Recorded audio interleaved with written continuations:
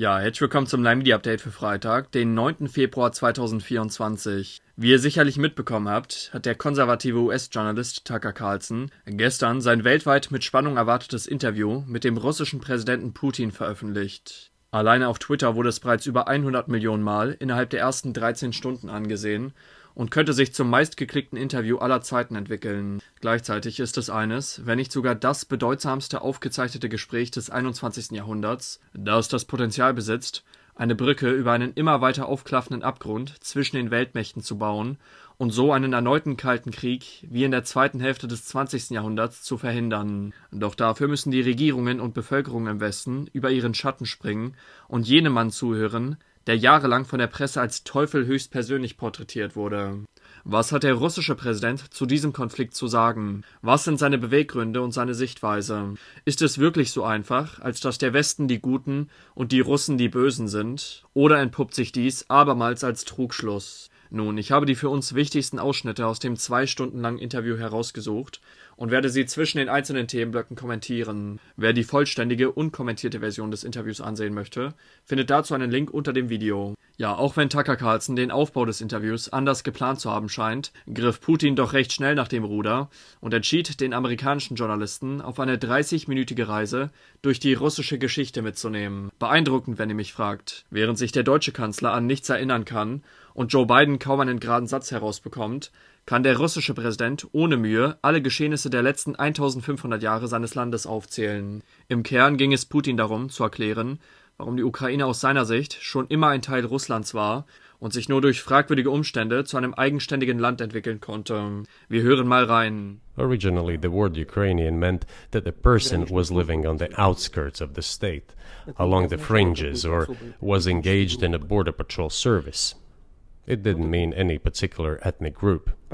Before World War I, Austrian General Staff relied on the ideas of Ukrainianization and started actively promoting the ideas of Ukraine and the Ukrainianization. Just before World War I, they wanted to weaken the potential enemy and secure themselves favorable conditions in the border area. For decades, the Ukrainian Soviet Republic developed as part of the USSR. And for unknown reasons again, the Bolsheviks were engaged in Ukrainianization.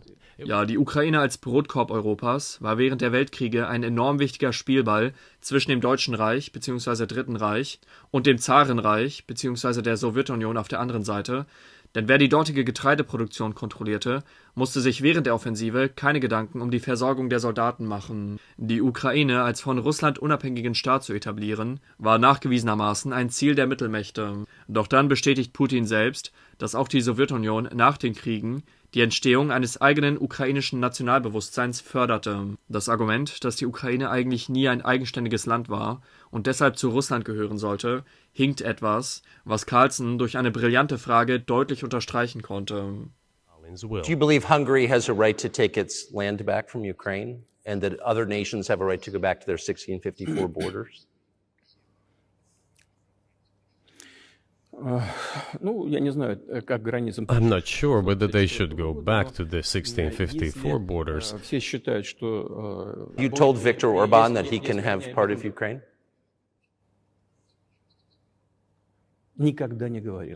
Never. I've never told him. Not a single time. Carlson fragt, ob denn laut Putins Ansicht auch andere Staaten wie Ungarn zum Beispiel das Recht hätten, ihre Grenzen von vor Jahrhunderten wiederherzustellen. Schließlich gehören auch ehemals ungarische Gebiete heutzutage zur Ukraine. Putin sagt, dass er sich dabei nicht sicher sei und der Orban auch nie aufgefordert habe, sich die ehemals ungarischen Gebiete zurückzuholen. Ich bin der Meinung, dass es für den weiteren Verlauf des Interviews, auch mit Blick auf die weltweite Auffassung des Gespräches, von großem Vorteil war, dass Carlson dieses Argument entkräften konnte. Doch weiter im Text. Der nächste Abschnitt ist nämlich für uns Deutsche überaus interessant. Dabei äußert sich Putin zu den Geschehnissen des Zweiten Weltkrieges. So, before World War II, Poland collaborated with Hitler, and although it did not yield to Hitler's demands, It still participated in the partitioning of Czechoslovakia together with Hitler, as the Poles had not given the Danzig corridor to Germany and went too far, pushing Hitler to start World War II by attacking them. Why was it Poland against whom the war started on 1st September 1939? Poland turned out to be uncompromising, and Hitler had nothing to do but start implementing his plans with Poland. Der russische Präsident sagt also, dass die Polen am Anfang mit den Nationalsozialisten kooperierten, sich dann aber nicht an die Abmachung hielten und den im Ersten Weltkrieg gewonnenen Danziger Korridor nicht zurück an Deutschland transferierten, weshalb Ostpreußen von Deutschland abgeschnitten blieb. Mit dieser Kompromisslosigkeit hätten sie den späteren Angriff der Deutschen selbst provoziert. Ja, der Zweite Weltkrieg hatte tatsächlich weit mehr als nur einen Auslöser. Putin hätte noch die zehntausenden deutschen Morde in Westpreußen erwähnen können, doch darum sollte es ja in diesem Interview nicht gehen. Für uns Deutsche ist diese Randnotiz trotzdem sehr interessant. Im Anschluss spricht Putin über die Geschehnisse nach dem Mauerfall und der Auflösung der Sowjetunion. The former Russian leadership assumed that the Soviet Union had ceased to exist, and therefore there were no longer any ideological dividing lines. And let's get into the fact that after 1991, when Russia expected that it would be welcomed into the brotherly family of civilized nations, nothing like this happened. You tricked us. I don't mean you personally when I say you. Of course, I'm talking about the United States. The promise was that NATO would not expand eastward, but it happened 5 times. There were 5 waves of expansion. We tolerated all that. We were trying to persuade them. We were saying, please don't. We are as bourgeois now as you are. We are market economy and there is no communist party power. Let's negotiate. Auch hier muss man Putin recht geben.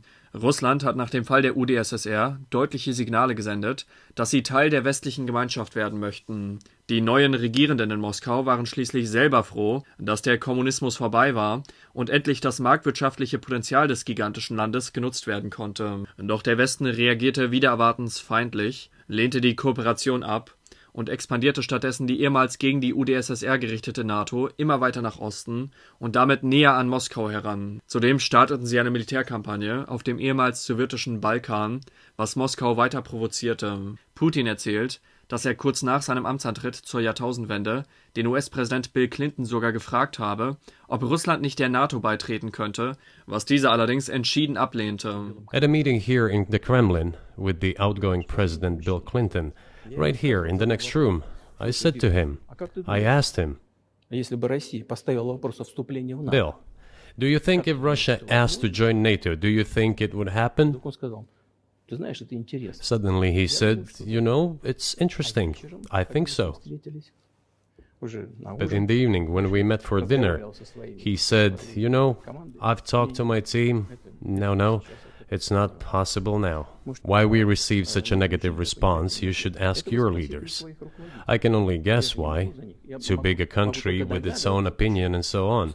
Die Frage ist, warum die Amerikaner diesen Pakt mit Russland abgelehnt und sich damit einem Pfad für anhaltenden Weltfrieden versperrt haben. Später im Interview gibt Putin dafür eine Erklärung, die ich persönlich für sehr plausibel halte. Wir hören rein. During the confrontation with the Soviet Union, there were many centers created and specialists on the Soviet Union who could not do anything else. They convinced the political leadership that it is necessary to continue chiseling Russia, to try to break it up, to create on this territory several quasi-state entities, and to subdue them in a divided form, to use their combined potential for the future struggle with China. Ja, die Amerikaner hatten während dem Kalten Krieg zu viele Behörden aufgebaut, deren einzige Aufgabe darin bestand, die UdSSR zu bekämpfen. So auch der Auslandsgeheimdienst CIA. Diese Behörden überzeugten die politische Führung der Vereinigten Staaten, dass Russland noch immer eine Gefahr sei und in kleinere Staaten zersplittert werden müsse, um diese dann im sich bereits abzeichnenden Konflikt gegen die aufsteigende Supermacht China instrumentalisieren zu können. Die amerikanische CIA als Keil zwischen dem Westen und Russland. Das passt auch zum nächsten Abschnitt, in dem Putin erklärt, dass die CIA Terrorgruppen im Kaukasusgebirge finanziert und mit Waffen unterstützt hat, um den russischen Staat zu destabilisieren. And political support, information support, financial support, even military support came from the United States and its satellites for terrorist groups in the Caucasus. I once raised this issue with my colleague, also the President of the United States. He says, "It's impossible. Do you have proof?" I said, "Yes." I was prepared for this conversation, and I gave him that proof. He looked at it, and you know what he said? "I apologize, but that's what happened." I'll quote. He says, "Well, I'm gonna kick their ass." We waited and waited for some response. There was no reply. I said to the FSB director, "Write to the CIA, what is the result of the conversation with President?" The CIA replied, "We have been working with the opposition in Russia. We believe that this is the right thing to do, and we will keep on doing it." Just ridiculous. Auch das ist relativ gut durch Fakten belegt. Ja, wie wird sich Russland wohl nach der Wende gefühlt haben? Sie lösen selbst die Sowjetunion auf, entlassen Dutzende Staaten in die Unabhängigkeit und wollen dem kapitalistischen Westen beitreten, werden dann aber zurückgestoßen und vom US-Geheimdienst CIA mit Terroristen bekämpft. Tucker Carlson hakt nach, ob das dann bedeuten würde, dass eigentlich die Geheimdienste und nicht der Präsident die Macht in den USA haben, was Putin bejaht. Twice you've described US presidents making decisions and then being undercut by their agency heads. So it sounds like you're describing a system that's not run by the people who were elected in your telling. That's right. That's right. Danach erklärt Putin, wie sich die US-Geheimdienste, allen voran die CIA, in die demokratischen Wahlen in der Ukraine eingemischt haben, um sicherzustellen, dass das Land pro-westlich und nicht pro-russisch regiert wird. Um die Wahl des pro-russischen Kandidaten Janukowitsch im Jahr 2005 zu verhindern, erfanden sie einfach einen verfassungswidrigen dritten Wahlgang, bei dem dann plötzlich der pro-westliche Kandidat Juschenko gewann. Das war der erste Putsch in der Ukraine. The US supported the opposition and the third round was scheduled. What is this? This is a coup. Als dann im Jahr 2010 schließlich doch der aus dem Donbass stammende Janukowitsch an die Macht kam und das Land eher in Richtung Russland ausrichten wollte, funkte die EU dazwischen. Sie lockte Janukowitsch mit einem Freihandelsabkommen, was allerdings auch Russland mit europäischen Waren geflutet hätte, da zwischen Russland und der Ukraine keine Zölle erhoben werden. Putin kündigte daraufhin an, den Zollfreistatus der Grenze aufzuheben, was Janukowitsch zum Umdenken bewegte und den EU-Deal platzen ließ. Daraufhin hat die CIA einen Putsch gegen Janukowitsch angezettelt, der sie mehr als $5 Milliarden gekostet hat, wie Putin erklärt. As the Americans requested, Yanukovych did use neither the armed forces nor the police, yet the armed opposition committed a coup in Kiev. With the backing of whom? With the backing of CIA, of course. CIA did its job to complete the coup. I think one of the deputy secretaries of state said that it cost a large sum of money, almost $5 billion. Und unter dem neuen vom Westen installierten Präsidenten Poroschenko wurde ein Bürgerkrieg gegen die russischstämmige Bevölkerung im Donbass losgetreten, bei dem Panzer und Raketen gegen Zivilisten eingesetzt wurden. They launched the war in Donbass in 2014 with the use of aircraft and artillery against civilians. This is when it all started. There is a video of aircraft attacking Donetsk from above. How could we not express concern over what was happening? From our side, this would have been a culpable negligence. That's what it would have been. It's just that the US political leadership pushed us to the line we could not cross, because doing so could have ruined Russia itself. Nicht zu handeln wäre sträfliche, unterlassene Hilfeleistung gewesen, sagt Putin. Immerhin sind 80% der Menschen, die im Donbass angegriffen wurden, ethnische Russen und betrachten sich oftmals eher als Russen als als Ukrainer. Wie würden die USA reagieren, wenn Amerikaner in Mexiko militärisch bekämpft werden? Würden sie die Füße stillhalten? Wichtig ist auch der folgende Abschnitt. We would have never considered to even lift a finger if it hadn't been for the bloody developments on Maidan. Because we agreed with the fact that after the collapse of the Soviet Union, our borders should be along the borders of former Union's republics. We agreed to that. But we never agreed to NATO's expansion, and moreover, we never agreed that Ukraine would be in NATO. Also, Also ohne CIA-Maidan-Putsch und NATO-Osterweiterung hätte Russland die Ukraine niemals angegriffen. Dann kritisiert Putin, dass die ukrainische, französische und deutsche Regierung unter Merkel die Vereinbarungen des Minsker Abkommens von 2014 nicht eingehalten haben, obwohl man mit diesem Friedensvertrag den Krieg hätte verhindern können. But no, the current Ukrainian leadership, foreign minister, all other officials and then president himself said that they don't like anything about the Minsk agreements. In other words, they were not going to implement it. A year and a half ago, former leaders of Germany and France said openly to the whole world that they indeed signed the Minsk agreements, but they never intended to implement them. They simply led us by the nose. I honestly believe that if we managed to convince the residents of Donbass, and we had to work hard to convince them to return to the Ukrainian statehood, then gradually the wounds would start to heal. And the situation got to the point when the Ukrainian side announced, "No, we will not do anything." They also started preparing for military action. It was they who started the war in 2014. Our goal is to stop this war. And we did not start this war in 2022. This is an attempt to stop it. Putin war laut eigener Aussage bereit, den Donbass trotz des Bürgerkrieges gegen Russen als ukrainisches Gebiet zu akzeptieren und hoffte, dass die Wunden heilen und sich die Menschen in der Ostukraine irgendwann wieder als Teil der Ukraine fühlen können. Deswegen hat er das Minsker Abkommen unterschrieben und nicht damals schon militärisch eingegriffen. Doch wie Merkel 2022 selbst bestätigte, diente das Minsker Abkommen nur dazu, der Ukraine mehr Zeit für die Kriegsvorbereitungen zu verschaffen. Ja, wer sind die Aggressoren, muss man sich hier fragen. Zumal sich das Ganze im Frühjahr 2022 wiederholt hat. Kurz nach Beginn des Krieges wurde in Istanbul über ein mögliches schnelles Ende des Krieges verhandelt, doch trotz des guten Fortschritts scheiterten die Bemühungen. This is one of the problems that we discussed during the negotiation process, which ended in Istanbul early this year. My counterparts in France and Germany said, "How can you imagine them signing a treaty with a gun to their heads? The troops should be pulled back from Kiev." I said, "All right." We withdrew the troops from Kiev. As soon as we pulled back our troops from Kiev, our Ukrainian negotiators immediately threw all our agreements reached in Istanbul into the bin and got prepared for a long-standing armed confrontation with the help of the United States and its satellites in Europe. Moreover, the president of Ukraine has legislated a ban on negotiating with Russia. He signed a decree forbidding everyone to negotiate with Russia. But how are we going to negotiate if he forbade himself and everyone to do this?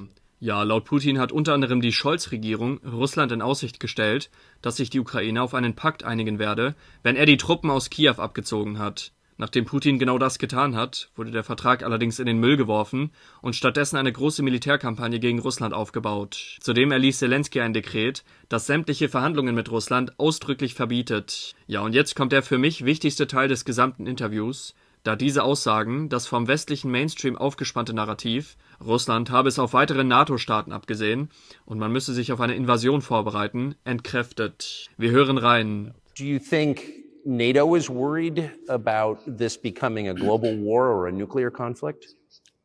At least that's what they're talking about. And they're trying to intimidate their own population with an imaginary Russian threat. Just smart people understand perfectly well that this is a fake.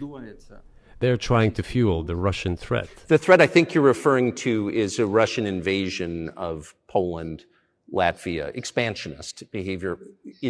Can you imagine a scenario where you sent Russian troops to Poland? Only in one case, if Poland attacks Russia. Why? Because we have no interest in Poland, Latvia, or anywhere else. Why would we do that? We simply don't have any interest. It's just threat-mongering. Well, the argument, I know you know this, is that, well, he invaded Ukraine, he has territorial aims across the continent, and you're saying unequivocally you don't. It is absolutely out of the question. You just don't have to be any kind of analyst. It goes against common sense to get involved in some kind of a global war. And a global war will bring all humanity to the brink of destruction. It's obvious. There are certainly means of deterrence. They have been scaring everyone with us all along. Tomorrow Russia will use tactical nuclear weapons. Tomorrow Russia will use that. No, the day after tomorrow. So what? In order to extort additional money from US taxpayers and European taxpayers in the confrontation with Russia in the Ukrainian theater of war. The goal is to weaken Russia as much as possible. Deutlicher hätte es der russische Präsident nicht sagen können. Es widerspricht dem gesunden Menschenverstand, dass Russland die NATO angreifen würde, da das die Zivilisation zerstören könnte. Das ganze Gerede der Medien und Politik im Westen ist nur Angstmache, um die Entsendung von mehr Steuergeld und Waffen in die Ukraine zu rechtfertigen. Mal schauen, wie der Mainstream das framen will. Der nächste Teil ist für uns Deutsche von besonderer Relevanz. Tucker fragt, wer die Nord Stream Pipeline gesprengt hat. Who blew up Nord Stream? You for sure. I was busy that day. Nate, do you have I did not blow up Nord Stream. Thank you, though. You personally may have an alibi, but the CIA has no such alibi. Why wouldn't the Germans say something about it? This also confuses me. But today's German leadership is guided by the interests of the collective West rather than its national interests. Otherwise, it is difficult to explain the logic of their action or inaction. Also laut Putin hat die CIA das größte Motiv für diesen Terroranschlag auf die deutsche Infrastruktur. Er selbst ist sehr verwundert, dass die Scholz-Regierung das Ganze einfach hinnimmt. Dies zeige, dass sie nicht die Interessen des eigenen Landes vertreten, was für uns natürlich nichts Neues ist. Doch dann sagt er das hier. But one pipe is safe and sound and gas can be supplied to Europe through it. But Germany does not open it. We're ready, please. We're buying liquefied gas at exorbitant prices in Europe, which brings the level of our competitiveness and economy in general down to zero. Those are highly incompetent people. Putin bietet Deutschland wieder Erdgas an, das über die intakte polnische Pipeline empfangen werden könnte. So könnte Deutschland seine Wirtschaft retten, wobei er selbst zweifelt, ob die, Zitat, inkompetenten Leute in der Regierung das überhaupt wollen. Ja, nach alledem, was Deutschland getan hat, ist Russland immer noch bereit, unserem Land dabei zu helfen, seine Wirtschaft zu retten. Dann spricht Putin eine eindringliche Warnung an die Vereinigten Staaten aus, die durch die von ihr selbst ausgelöste weltweite De-Dollarisierung Gefahr laufen, in einer Hyperinflation zu landen, die ihr gesamtes System sprengen könnte. The dollar is the cornerstone of the United States power. I think everyone understands very well that no matter how many dollars are printed, they are quickly dispersed all over the world. Nevertheless, it is the main weapon used by the United States to preserve its power across the world. As soon as the political leadership decided to use the US dollar as a tool of political struggle, a blow was dealt to this American power. I would not like to use any strong language, but it is a stupid thing to do and a grave mistake. Look at what is going on in the world. Even the United States allies are now downsizing their dollar reserves. Moreover, other countries, including oil producers, are thinking of and already accepting payments for oil in yuan. Do you even realize what is going on or not? Does anyone in the United States realize this? What are you doing? You are cutting yourself off. All experts say this. Ask any intelligent and thinking person in the United States what the dollar means for the US. You're killing it with your own hands. Ich habe in zahlreichen Berichten aufgearbeitet, in welch prekärer Lage sich das Petrodollar-System der USA befindet und was passieren wird, wenn mehr und mehr Staaten ihr Öl nicht länger in Dollar handeln. Russland arbeitet zusammen mit China am neuen BRICS-Machtblock, der insbesondere auch den ölfördernden Staaten einen Ausweg aus der US-Kontrolle bieten wird. Gleichzeitig betont Putin mit Hinblick auf die BRICS aber das Folgende. Listen, you have said that the world is breaking into two hemispheres. A human brain is divided into two hemispheres, but it is still one and the same head. The world should be a single whole. Security should be shared rather than meant for the golden billion. That is the only scenario where the world could be stable, sustainable and predictable. Also auch wenn hier zwei Machtblöcke entstehen, geht es doch darum zu erkennen, dass sie zwei Hälften eines großen Ganzen sind und zusammenarbeiten sollten, um die Probleme der Zukunft zu lösen. Ja, und dann gibt Putin den USA, die von ihrem Thron als alleinige Weltmacht heruntersteigen müssen, den folgenden Rat mit auf den Weg. It is not about the personality of the leader, it is about the elite's mindset. If the idea of domination at any cost, based also on forceful actions, dominates the American society, nothing will change. It will only get worse. But if, in the end, one comes to the awareness that the world has been changing due to the objective circumstances, and that one should be able to adapt to them in time, using the advantages that the US still has today, then perhaps something may change. Wenn die USA den Wandel akzeptieren und lernen, sich anzupassen, dann können sie ihre immer noch vorhandenen Vorteile vielleicht nutzen, um in einer guten Position auf der Weltbühne zu bleiben. Ja, ich glaube, dass genau hier Trump ins Spiel kommen wird, doch dazu mehr in einem anderen Bericht. Nun kommen wir zu der Frage, die sich alle stellen. Wird es einen Friedensvertrag zwischen Russland und der Ukraine geben? Ist Putin bereit zu verhandeln? We have never refused negotiations, indeed. We hear all the time, is Russia ready? Yes, we have not refused. It was them who publicly refused. Well, let him cancel his decree and enter into negotiations. We have never refused. So I just want to make sure I'm not misunderstanding what you're saying. I don't think that I am. I think you're saying you want a negotiated settlement to what's happening in Ukraine. Right. And we made it. We prepared the huge document in Istanbul. We were ready to sign it and the war would have been over long ago, 18 months ago. However, Prime Minister Johnson came, talked us out of it, and we missed that chance. They stopped negotiations. Is it a mistake? Yes. Correct it. We are ready. What else is needed? Laut Putin waren sie also von Anfang an bereit zu verhandeln. Der Westen war es, der den Deal in Istanbul platzen ließ. Doch der Kreml sei jederzeit bereit, die Verhandlungen wieder aufzunehmen. Wenn es also zu einer weiteren Eskalation ohne Gespräche kommen sollte, wissen wir, an wem das liegt. Trotzdem ist dieses Angebot ein sehr positives Zeichen für einen baldigen Frieden, insbesondere jetzt, da hunderte Millionen Menschen diese Worte aus Putins eigenem Mund gehört haben. Russland ist bereit für Verhandlungen. Zelensky braucht nur sein Dekret rückgängig machen und einen Termin vereinbaren. Dann gibt Putin uns noch einen kurzen Einblick in die traditionalistische Denkweise und den Patriotismus der Russen. And if we say that the motherland and the family are specifically connected with each other, it is indeed the case, since it is impossible to ensure a normal future for our children and our families unless we ensure a normal, sustainable future for the entire country, for the motherland. That is why patriotic sentiment is so strong in Russia. It is in the heart. And our culture is so human-oriented.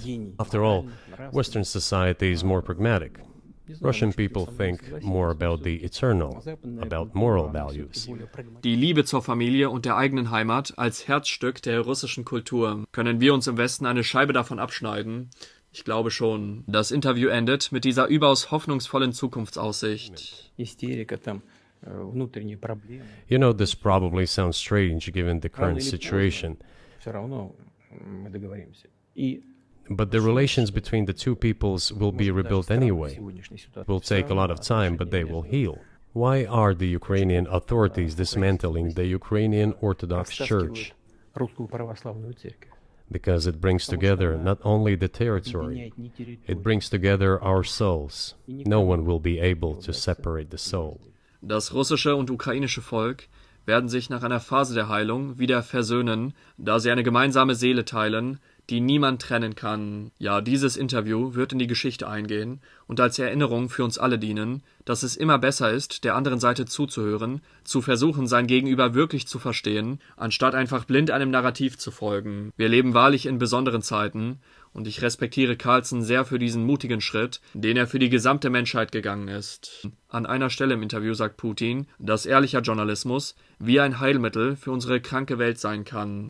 Genau dieser Vision habe ich mich vor über 5 Jahren mit diesem Projekt verschrieben und ich freue mich darauf, auch in Zukunft für euch berichten zu dürfen. Mein Journalismus ist vollkommen kosten- und werbefrei, wodurch meine absolute Unabhängigkeit sichergestellt wird. Trotzdem fließt viel Zeit und Arbeit in diese Videos, weshalb ich jedem von Herzen danke, der mich freiwillig unterstützt und so freien Journalismus möglich macht. Falls ihr einen Beitrag senden möchtet, dann könnt ihr dies bei dem PayPal-Spendenlink sowie die Kontoverbindung tun, die ihr direkt unter diesem Video findet. Ja, mich würde es freuen, wenn ihr auch zum nächsten Bericht wieder einschaltet. Bis dahin wünsche ich noch einen schönen Tag oder schönen Abend, je nachdem, wann ihr das Video schaut. Ciao.